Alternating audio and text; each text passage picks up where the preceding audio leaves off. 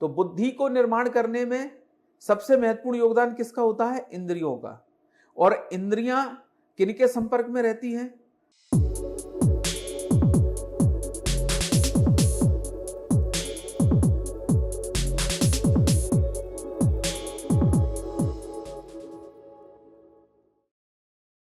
Hello friends, नमस्कार।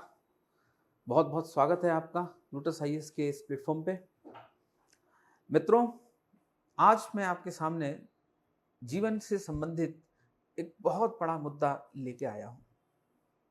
वो मुद्दा और कुछ नहीं है, हम अपनी भावनाओं को, अपनी बुद्धि को, अपने विवेक को, अपने मन को अपनी तैयारी के अनुसार कैसे संयोजित कर पाएं, कैसे जोड़ पाएं, कैसे एक परिणामी सफल जो रिजल्ट है उसको हम प्राप्त कर पाएं। तो ये सब कैसे प्राप्त किया जा सकता है?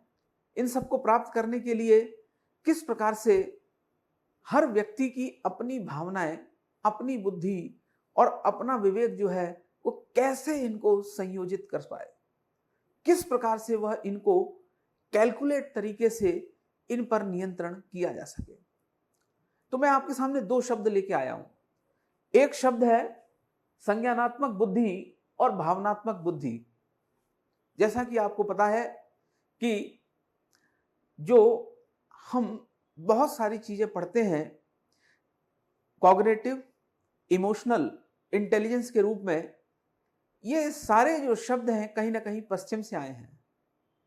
भारत में इन शब्दों पर शायद सबसे ज्यादा रिसर्च हुई होगी, यानी बुद्धि के ऊपर, मन के ऊपर, और इन दोनों को जोड़ने वाला एक चेतन, जो चेतना के रूप में, जिसे हम कॉन्शियसनेस के रूप में जानते हैं, इस पर सबसे ज्यादा यदि कहीं पर रिसर्च हुई है तो वो भारत में ही हुई है। आप कैसे भूल सकते हैं महात्मा बुद्ध और बौद्ध दर्शन में कि उन्होंने चेतना को किस प्रकार परिभाषित किया है। आगे जाके आचार्य नागार्जुन ने भी इसके बारे में विस्तृत व्याख्या की है। आप कैसे भूल सकते हैं भगवान महावीर और जैन दर्शन ने किस प्रकार चेतना के अलग अलग प्रकार से उसको व्याख्यायित करने का प्रयास किया है। आप कैसे भूल सकते हो योग दर्शन के द्वारा कितनी ज्यादा गहन तरीके से, सूक्ष्म तरीके से चित्त वृत्ति और उसकी तमाम जो साधनाएं, अवस्थाओं के बारे में योग दर्शन में चर्चा की गई है। भारत का पूरा दर्शन ही कहीं ना कहीं इस दिशा की ओर आगे ले जाता है। लेकिन चूंकि हमारा ये दुर्भाग्य है कि हम घूम फिर के वही ज्ञान को पश्चिम के शब्दों से, पश्चिम के चश्मे से पढ़ने का प्रयास करते हैं। ये हमारा अपना खजाना था, हमारी अपनी चीजें थी, लेकिन इन्हीं शब्दों को हम पश्चिम के परिभाषित रूप में पढ़ने का प्रयास करते हैं। चलिए ठीक है, उसमें भी कोई दिक्कत नहीं है, लेकिन मुद्दा हमारा सिर्फ इतना है कि यूपीएससी, स्टेट पीएससी और किसी भी एग्जाम की तैयारी करने वाला कोई भी विद्यार्थी, कोई भी एस्पिरेंट कैसे अपनी भावनाओं को और अपनी बुद्धि को नियंत्रित कर पाए। तो यही मैं आपके सामने आज इसी टॉपिक की चर्चा करने आया हूं कि संवेगात्मक बुद्धि, भावनात्मक बुद्धि और यूपीएससी, इनके बीच में कैसे तारतम्यता, कोऑर्डिनेशन, सामंजस्य को बिठाया जाए। और इसकी मैं शुरुआत आपके सामने सबसे पहले करने जा रहा हूं। इन शब्दों का अर्थ क्या होता है इसको तो हम लोग समझना हमारा मूल पर्पस नहीं है, लेकिन इन शब्दों के अर्थ के बारे में भी थोड़ा थोड़ा समझ लेंगे। लेकिन मैं भी शुरुआत करने जा रहा हूं कि आखिरकार मूल रूप से ओरिजिन कहां पर है, इसकी शुरुआत कहां से होती है। तो सबसे पहले प्रकृति ने मनुष्य को बनाया है एक सामाजिक प्राणी के रूप में। मनुष्य एक सामाजिक प्राणी है, इस बात से कोई इंकार नहीं कर सकता है। हर पशुओं में चाहे वो कम हो या ज्यादा हो, लेकिन किसी ना किसी स्तर पर चेतनाएं और भावनाएं रहती हैं। कुछ पशुओं में भावनाएं ज्यादा रहती हैं, जैसे गाय इत्यादि। कुछ पशुओं में भावनाएं उनकी तुलना में कम होती हैं, लेकिन भावनाएं जरूर होती होंगी। एक इंद्री वाले, 2 इंद्री वाले, 3 इंद्री वाले, 4 इंद्री वाले, 5 इंद्री वाले, कहीं ना कहीं इस प्रकार से इस संसार जगत को विभाजित करने का प्रयास किया गया है। तो शुरुआत यहां से होती है कि ये जो बुद्धि है और ये जो मन है, इसका निर्माण कैसे होता है। पश्चिम के जगत में कहीं पर भी लोग फंसते हैं तो इसका सहारा लेने के लिए उनके पास एक बहुत बड़े गॉडफादर व्यक्तित्व के रूप में एक पर्सनैलिटी का वो हमेशा सहारा लेते हैं। अब मैं इस बात पर चर्चा नहीं करूंगा कि उन्होंने सही कहा या गलत कहा। उनका नाम है सिगमंड फ्राइड। तो फ्राइड को आप सभी लोग जानते होंगे। उन्होंने सही कहा या गलत कहा उस पर मैं, उनके अपने विचार हैं, उन्होंने अपनी जगह सही कहा होगा, लेकिन उस पर मैं अभी किसी भी प्रकार से टीका टिप्पणी नहीं करना चाहूंगा। मैं सिर्फ इतनी बात कहूंगा कि पश्चिम में ज्यादातर विद्वान जब कहीं फंसते हैं तो वो किसका सहारा ले लेते हैं? फ्राइड महोदय का सहारा ले लेते हैं। ठीक इसी प्रकार जब कभी मनोवैज्ञानिकों को परेशानी हो जाती है तो वो किसका सहारा ले लेते हैं? अवचेतन मन का, सबकॉन्शियस माइंड का सहारा ले लेते हैं कि वो चीजें जो है वो सबकॉन्शियस माइंड में आ चुकी हैं, इसकी वजह से ऐसा हो पाया या ऐसा नहीं हो पाया। मैं इन दोनों ही बातों को अलग रखता हूं, फ्राइड महोदय की बातों को भी अलग रखता हूं और सबकॉन्शियस माइंड जो है इनकी बातों को भी अलग रखता हूं। ये पश्चिम में दो सबसे महत्वपूर्ण जो एक प्रकार से साधन है, हथियार हैं, इनका प्रयोग किया जाता है अपनी बात को स्पष्ट करने के लिए। लेकिन भारतीय संदर्भ में चूंकि हम कहीं ना कहीं भारतीय भी हैं और यूपीएससी की तैयारी करने वाले अधिकांशतः भारतीय ही होते हैं, भारतीय संस्कृति से ही जुड़े होते हैं, तो भारतीय संदर्भ में जो बुद्धि है उसका निर्माण कैसे होता है, भारतीय संदर्भ में जो मन है उसका निर्माण कैसे होता है, इसका सबसे अच्छा जो उदाहरण दिया है वो योग दर्शन ने दिया है। बुद्धि का निर्माण और आपके मन का निर्माण कैसे होता है, इसको योग दर्शन ने बड़ी अच्छी तरीके से समझाने का प्रयास किया है। लेकिन मुझे डिटेल में इस मुद्दे को नहीं समझाना है, क्योंकि मेरा जो समझाने का पर्पस है वो ये है। तो योग दर्शन ने और तमाम प्रकार के जो दर्शन है भारत में, उन्होंने इस बात की व्याख्या की है कि बुद्धि का विकास कैसे हुआ, मन का विकास कैसे हुआ और बुद्धि और मन से ही हमारी भावनाएं कैसे बनी और हमारी संज्ञानात्मक भावनाएं कैसे बनी। तो भारतीय दर्शन में इसको किस प्रकार से समझाया गया है कि बुद्धि जो है वो जन्मजात तरीके से उत्पन्न नहीं होती है, बुद्धि का भी प्रयोग किया जाता है और बुद्धि के साथ साथ जो अनुभव है उनका भी प्रयोग किया जाता है और इन इंद्रियों के माध्यम से ज्ञान बनता है। यानी ज्ञान का निर्माण कैसे होता है वो न्याय दर्शन ने अपने तरीके से समझाया है, मीमांसा ने अपने तरीके से समझाया है, गौतम बुद्ध ने यानी बौद्ध दर्शन ने ज्ञान का निर्माण कैसे होता है अपने तरीके से समझाया है। किसी ने कारण दिया है, निमित्त कारण दिया है, किसी ने उपादान कारण दिया है, किसी ने अन्य कारणों का सहारा लिया है। तो बुद्धि और जो हमारा मन है इसका निर्माण कैसे होता है, इसके विषय में भारतीय दर्शन ने अपने अपने तरीके से समझाया है, जन्मजात तरीके से, अनुभव तरीके से। और ये सामग्री जब मिलती है तो कैसे जो है बुद्धि और अनुभव के माध्यम से एक प्रकार से ज्ञान का निर्माण होता है, ये दर्शन में समझाया गया है। इसको डिटेल में समझने की जरूरत नहीं है। समझना किस बात को है? समझना इस बात को है कि ये जो हमारे अनुभव थे, ये जो हमारी भावनाएं थी, इन्हीं भावनाओं और अनुभव से धीरे धीरे धीरे हमारी बुद्धि जो है वो आगे निर्माण हुई और वो परिपक्वता की ओर आगे बढ़ी। ये दो लाइनें आपको समझनी है, हमारे अनुभव से और धीरे धीरे अनुभव से जो हमने निष्कर्ष निकाले उसके ही अनुसार धीरे धीरे हमने अपनी बुद्धि को एक प्रकार से परिपक्वता की ओर ले गए। यहां मैं आपसे जो बात कहना चाहता हूं कि हमने अपने अनुभव से, जब एक मनुष्य जब पैदा होता है, एक बालक जो पैदा होता है, तो आखिरकार उसको ज्ञान कैसे प्राप्त होता है, उसकी बुद्धि और उसकी भावनाएं और उसके अनुभव जो है वो किस प्रकार से आगे जाके उसका एक व्यक्तित्व का निरूपण होता है। तो फ्राइड ने तो इसके बारे में यह कह दिया कि 12-13 साल में बुद्धि का निर्माण हो जाता है, और वो बुद्धि जो है वो सबकॉन्शियस माइंड में उसकी जो है एक प्रकार से अवचेतन मन में जो है चीजें सारी बैठ जाती हैं। लेकिन यहां मैं आपसे सिर्फ इतनी बात कहना चाह रहा हूं कि भारतीय दर्शन में जो संज्ञानात्मक बुद्धि है या फिर जो भावनात्मक बुद्धि है, इसका निर्माण हमारे इंद्रिय जन अनुभव और परिस्थितियों के माध्यम से होता है। तो बुद्धि को निर्माण करने में सबसे महत्वपूर्ण योगदान किसका होता है? इंद्रियों का। और इंद्रियां किनके संपर्क में रहती हैं? यानी आपको पता होगा कि ये जो हमारी इंद्रियां हैं, ये समाज, परिवार और हमारे आसपास के वातावरण, इनके संपर्क में होगी। तो जो हमारी बुद्धि का निर्माण हो रहा है, जो हमारी तर्क क्षमता का निर्माण हो रहा है, वो हमारे आसपास के वातावरण से निर्माण हो रहा है, और इसी से ही हमारी भावनाएं निर्मित हो रही हैं।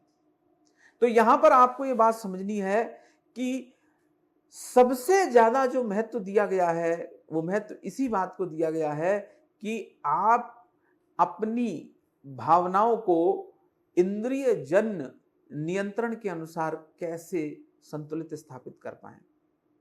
अब यूपीएससी की फील्ड में आते हैं, तो यूपीएससी की फील्ड में इस बात को आपको समझना है कि जब हम तैयारी के दौरान तैयारी करने का प्रयास करते हैं, तो धीरे धीरे कहीं ना कहीं हमारे मन में नकारात्मकताएं भी आती हैं।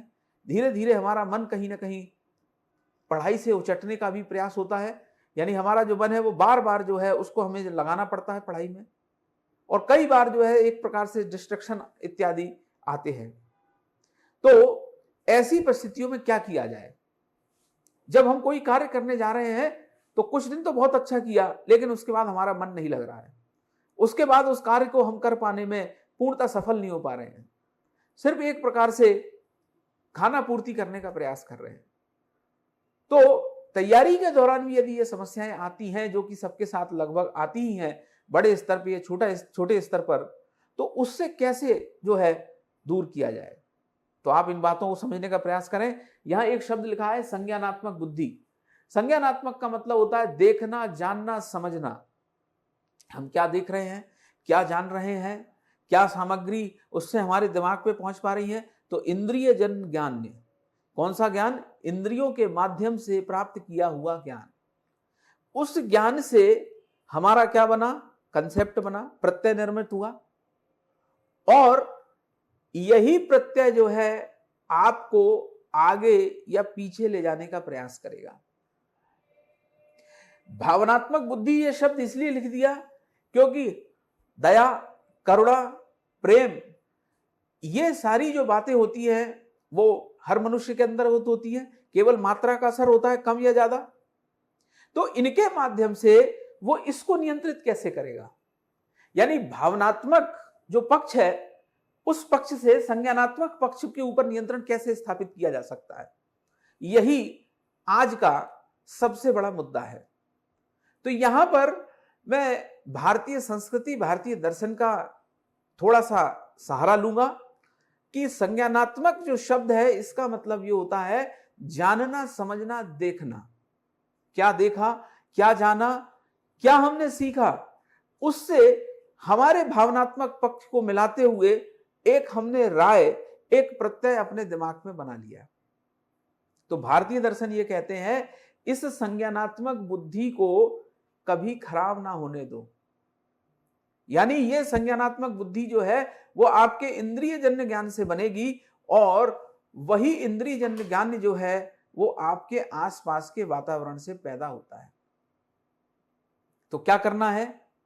स्वस्थ, स्वच्छ और एक बहुत अच्छा वातावरण जो है वो आपको अपने आसपास निर्मित करना है।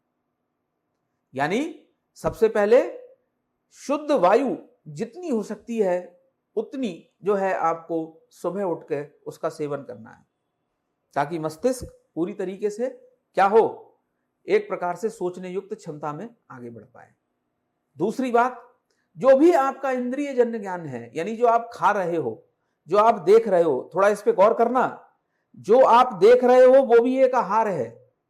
जो आप अपने मोबाइल पे, सोशल मीडिया पे देख रहे हो, वो केवल देखना नहीं है, वो एक आहार है, वो एक खाना है। उससे आपकी बुद्धि और आपका संज्ञानात्मक ज्ञान क्या होगा, कहीं ना कहीं प्रभावित होता है। तो जो आप देख रहे हो उस आहार को यदि कहीं दिक्कत है तो सही करो। जो आप खा रहे हो, यानी अभी का तो मैं नहीं कह सकता हूं, लेकिन आज से 5 साल पहले, 10 साल पहले जब विद्यार्थी इलाहाबाद में, पटना में, दिल्ली में कहीं तैयारी करने आता था, तो वो अपने साथ जो है कुछ यानी अनाज के छोटे से जो है 1-2 थैले लेके आता था, अपने साथ छोटा सा स्टोव लेके आता था और वो खुद अपना खाना पकाता था। यानी अपने हाथ से बना हुआ खाना वो विद्यार्थी जो है खाता था और उसी के अनुसार जो है वो तैयारी करता था। तो यहां पर जो अगली यानी तीसरी बात जो आ रही है कि इंद्रिय जन्य ज्ञान में आपका आहार बहुत बड़ी भूमिका निभाता है, अदा करता है और निर्वहन करता है। आहार कैसा होना चाहिए, मैं इसके बारे में ज्यादा नहीं कहूंगा, सिर्फ इतना कहूंगा ये एक बहुत बड़ा रोल प्ले करता है। आहार आपका बहुत अच्छा होना चाहिए। बहुत अच्छे का मतलब जो है शुद्ध होना चाहिए। आहार से ही आपकी कहीं ना कहीं संज्ञानात्मक बुद्धि जुड़ी हुई है। संज्ञानात्मक बुद्धि से भावनात्मक बुद्धि जुड़ी हुई है। अभी थोड़ी देर पहले मैंने इसको बताने का प्रयास किया था। तो भारतीय दर्शनों के अंतर्गत जो संज्ञानात्मक बुद्धि है, इसको हमें सही कैसे बनाना है, हमें अपने 5 इंद्रिय जन्य ज्ञान से, जो हम देख रहे हैं, जो खा रहे हैं, जो सुन रहे हैं, जो हम जो बातें जो सुन रहे हैं, ये भी एक आहार है। इसमें गलत शब्द कान में नहीं आने चाहिए। यदि आपका आहार अच्छा हो गया, आपकी सुनने की क्षमता अच्छी हो गई, सुनने की क्षमता मतलब जो बातें सुन रहे हो वो सही होनी चाहिए, अच्छी होनी चाहिए। जो आप देख रहे हो वो सारी बातें यदि आपकी अच्छी हो जाएं, तो ऐसी स्थिति में आपकी ये जो संज्ञानात्मक बुद्धि है ये आपके अनुसार कार्य करेगी। क्योंकि आपने बहुत सारी पिक्चरें देखी होंगी, बहुत सारे जो है सीरियल और बहुत सारी चीजें देखी होंगी, उसमें बार बार एक ही शब्द आता है कि ये मन जो है वो कहीं ना कहीं नियंत्रण में नहीं है। मन कह रहा है कि मैं ये करूं, मन कह रहा है कि मैं वो करूं। और कई फिल्मों में मन को ही जो है एक दूसरे शब्द के रूप में कई प्रकार के गाने बना दिए गए। यानी मन इज इक्वल टू दिल। तो आपको ये बताने की जरूरत नहीं है कि कितने गाने इस शब्द पे बने होंगे कि ये यहां जा रहा है मन, वहां जा रहा है, लग नहीं रहा है, बार बार जो है वहीं पहुंच जाता है। नायक और नायिका के प्रसंगों में बार बार इसी समस्या का हमेशा जिक्र किया होगा।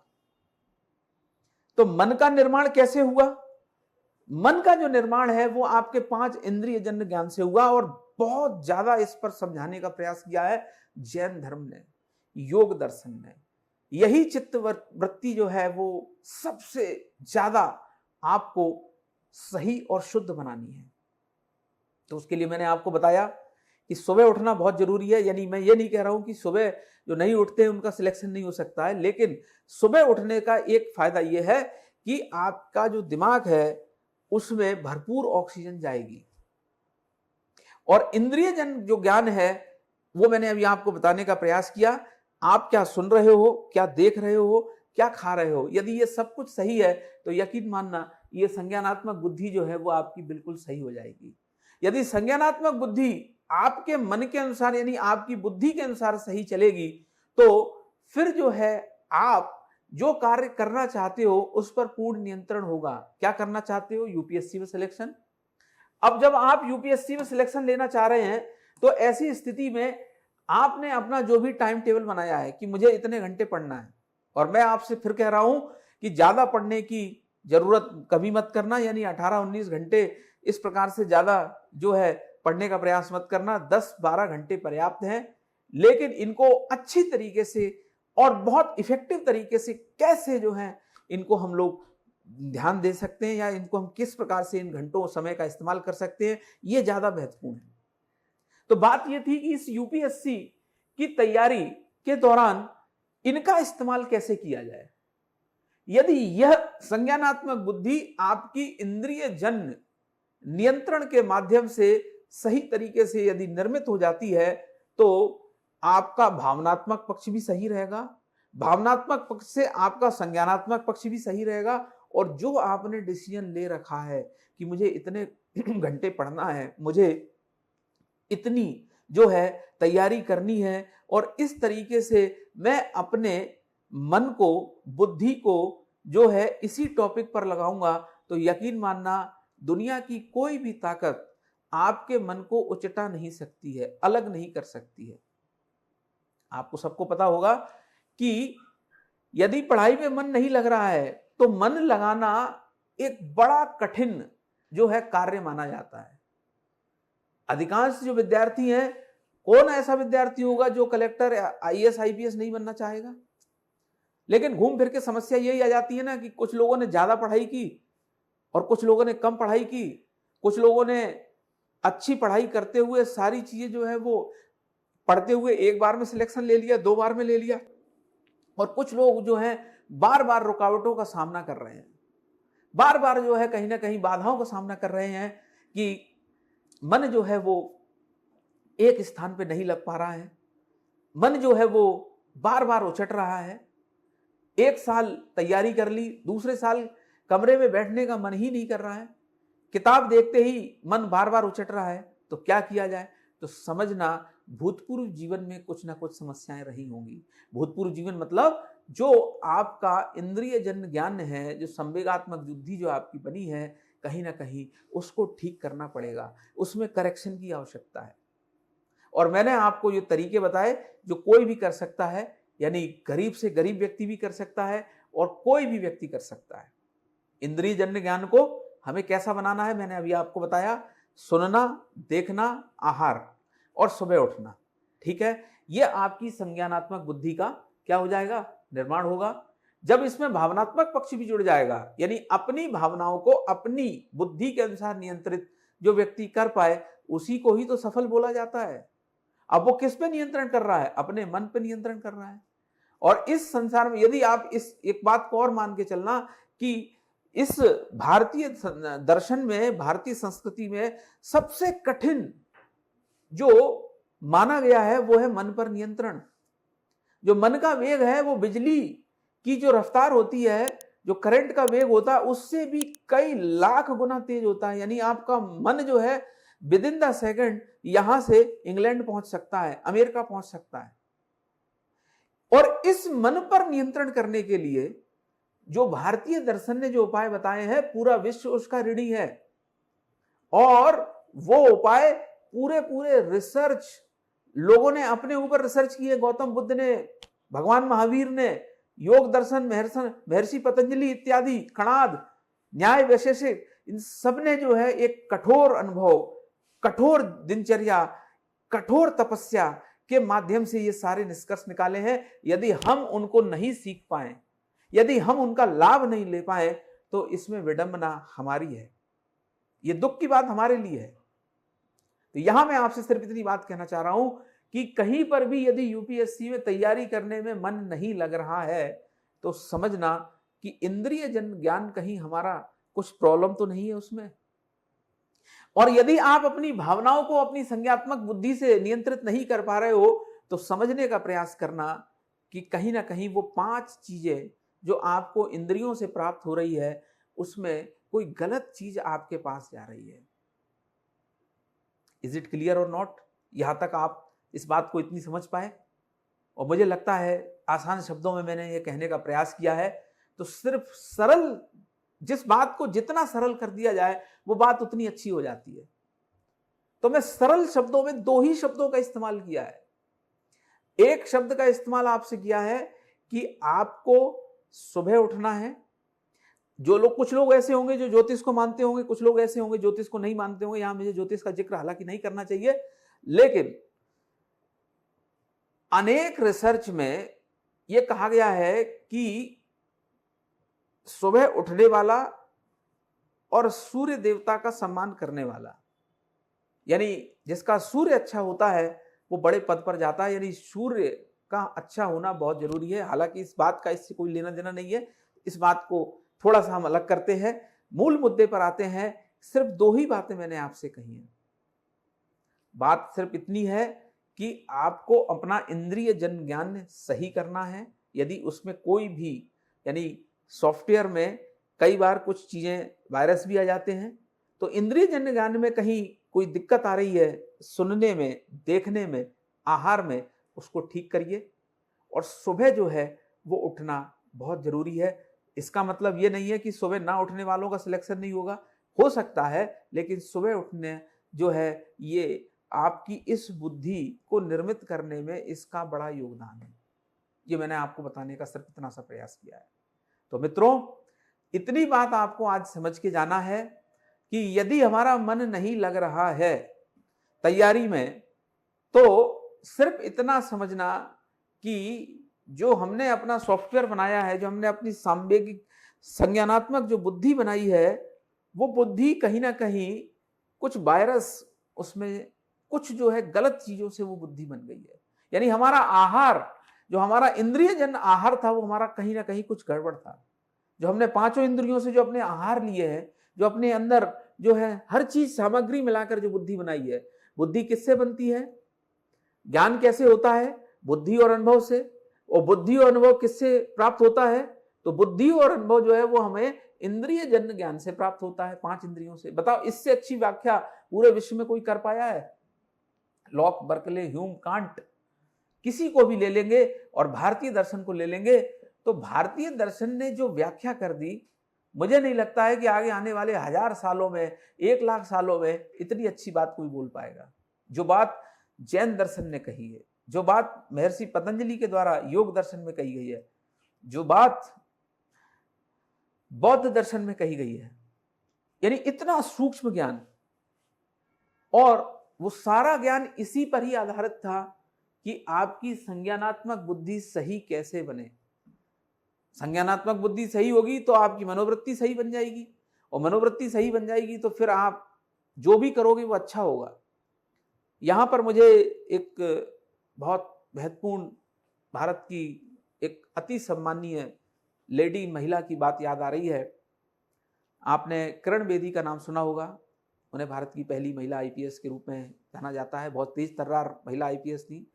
तो किरण बेदी का मुझे एक लाइन जो है वो हमेशा याद रखता हूं, और विद्यार्थियों से, अपने विद्यार्थियों से भी यही बात कहता हूं कि किरण बेदी ने ये कहा था अपने एक बहुत महत्वपूर्ण इंटरव्यू में कि सबसे पहले हमें मेहनत करनी पड़ती है अच्छी आदत बनाने के लिए। यानी हमने बहुत मेहनत की कि हमारी जो आदत है, यानी वो कहने का क्या प्रयास कर रही है, ये संज्ञानात्मक बुद्धि, इसको जो है उन्होंने अच्छा बनाने का प्रयास किया। किरण बेदी कह रही हैं कि सबसे ज्यादा हमें मेहनत करनी पड़ती है अच्छी आदत बनाने की, इस पार्ट को अच्छा बनाने के लिए।